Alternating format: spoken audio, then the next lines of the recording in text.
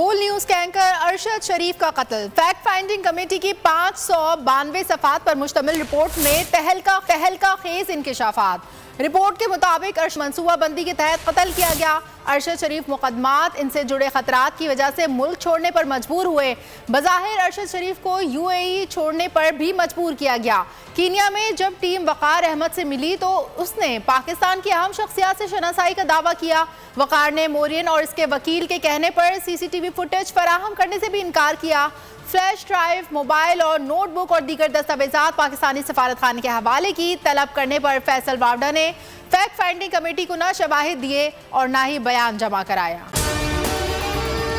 और अगर आपको हमारी ये वीडियो पसंद आई है तो लाइक पर क्लिक कीजिए। तारीख में पहली बार इमरान खान, आसिफ अली जरदारी, शहबाज शरीफ, मरियम नवाज, मौलाना फजल रहमान और बिलावल भुट्टो सब एक साथ चल रहे हैं सिर्फ बोल पर।